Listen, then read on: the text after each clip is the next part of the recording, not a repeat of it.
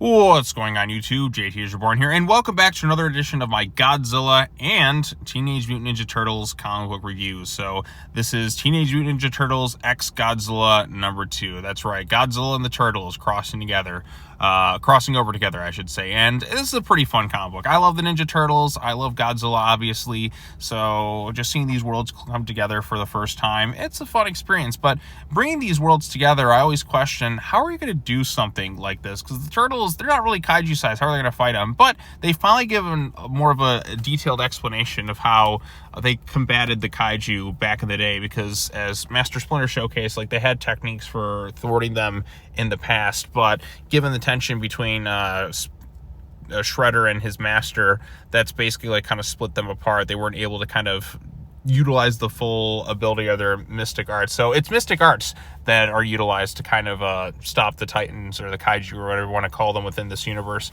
Basically just kind of like almost projecting themselves to some sort of like spirit bodies, astral planes, to kind of calm their minds. And that's what they used to thwart them in the past. And so the Turtles and their strong bond as siblings, and of course Splinter, have to kind of work together, and that means to kind of combat King Ghidorah. Because at the end of the last issue, King Ghidorah ended up in New York, which is a pretty cool concept to see like take into like fruition. So they're there, they're trying to figure out how they're going to stop him. Splinter, of course, brings that up. We have Mondo Gecko and we have Casey Jones. Casey Jones comes face to face with King Ghidorah, so it just shows how badass he is. Meanwhile, Godzilla and some of the other kaiju are in Japan, ravaging it. I mean, you have Anguirus there, you have Rodan causing all this destruction. They deploy Mechagodzilla, who looks more like the Super Godzilla form from the Heisei era. Sometimes when you do these events, you're like, okay, which design are they going to go? They're going to go classic Mechagodzilla, they're going to go Kiryu Mechagodzilla, they're going to go Heisei Mechagodzilla, or hell, even Monster. Well, they wouldn't do MonsterVerse Mechagodzilla unless it's like the official MonsterVerse crossovers in that. But yeah, so we get the Heisei version of Mechagodzilla there, just doing its best to try and combat these things. Shredder, of course, gained access to Godzilla's blood, and it seems like utilizing Godzilla's blood that he has connection to, he's able to sort of like control the other like kaiju, like it's like the king of the monsters and all that. I don't know, it's kind of hard to fully explain, but it is an interesting concept. And then of course you have the Turtles that project themselves as like their spirit forms,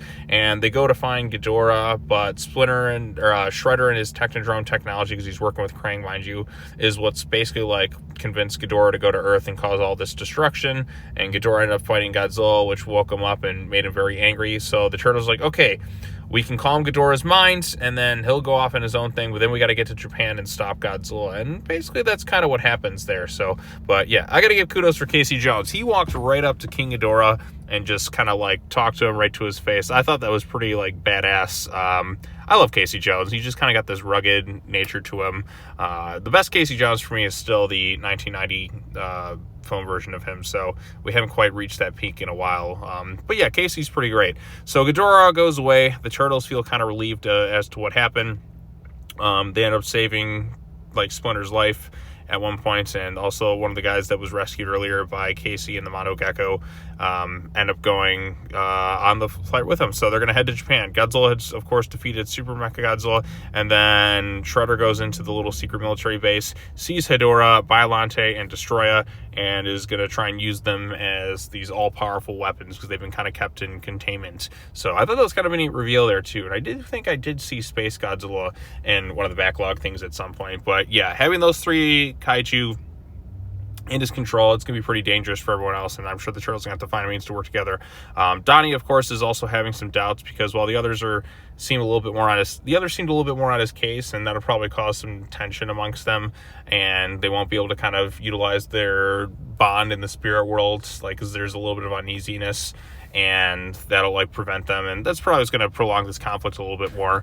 And then of course, like I said, they're all headed there to Japan, and then the very end of the issue is April getting a vision from the Shobijin, Twin Fairies, whatever you want to call them in this reality. It's like, hey, we need you to come find us first so we can awaken Mothra. I mean, they don't say Mothra directly, but we know it's Mothra. And it's like, hey, did you hear singing? So yeah, Mothra is coming up next. Also, look at these cool covers right here.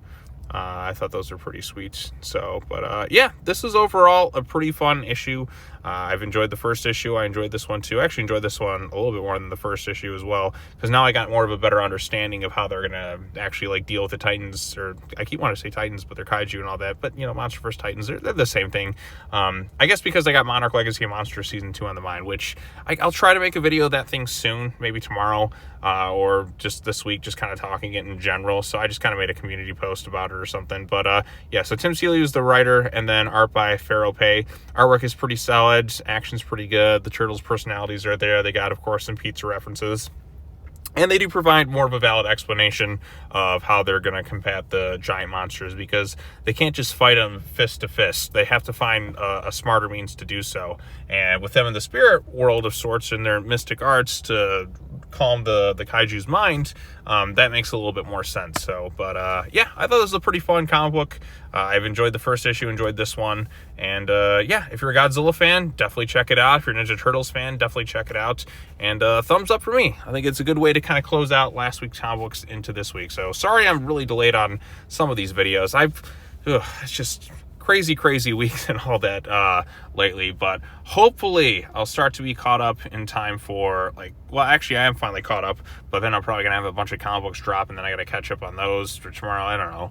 I'm like slowly getting caught up with some stuff nowadays, so I'm glad about that. But some weeks there's just so many comic books, it's like you gotta sit down, read them, and just kind of like process your thoughts and all that, and yada yada, blah blah blah. You probably all don't care at this point, but yeah, so go check this one out. Let me know what you thought of it in the comment section down below. Be sure to like this video, share it with your friends, subscribe to the YouTube channel for more content, hit the bell for notifications, all that fun stuff. I will be back again tomorrow with some new videos, probably some early comic book reviews, and I'm sure DC's got a bunch of stuff coming out. I don't know if there's any other new Godzilla comic books coming out tomorrow, but I will be sure to check. And then I think coming up soon is going to be Return to the Monsterverse comic book reviews, with the Return of Skull Island and all that as well. Or I think it's going to be called Escape from Skull Island, so that's going to be coming out. Is it this week? It might be not be this week or next week, but it might be the following week, so I'd have to look into that again. But you'll get some more comic book videos over the course of the next few weeks or so, like normal, and then hopefully get back to the written reviews again soon. I've been super busy just trying to catch up from stuff and all sorts of other things going on outside of YouTube. So I mean, like, my whole December I was trying to get that Jaws Week series done, and then I had to get like caught up on a bunch of stuff into the new year, but then it's just busy with all sorts of other things. So January, we're already like halfway through this month, and it's just flown by, which honestly I'm okay, because January is kind of a gloomy month in general. So if I could just get through the next few weeks, then I'll be feeling pretty good. And then get back to more of a sense of normalcy, I should say. So that's what I'm most looking forward to. But anyways, thanks so much for watching, everybody. I appreciate you all. Subscribe to the channel, or if you're not, just checking us out for the first time, give it a like, share it with your friends, and all that other fun stuff. I want to boost the subs up to like 3,000 this year. That's kind of the big goal. And then get back into some other projects. So I'm looking forward to all that. But anyways, love y'all. And as always, take care now. Bye-bye then. And I will see you all in the next video. Peace out.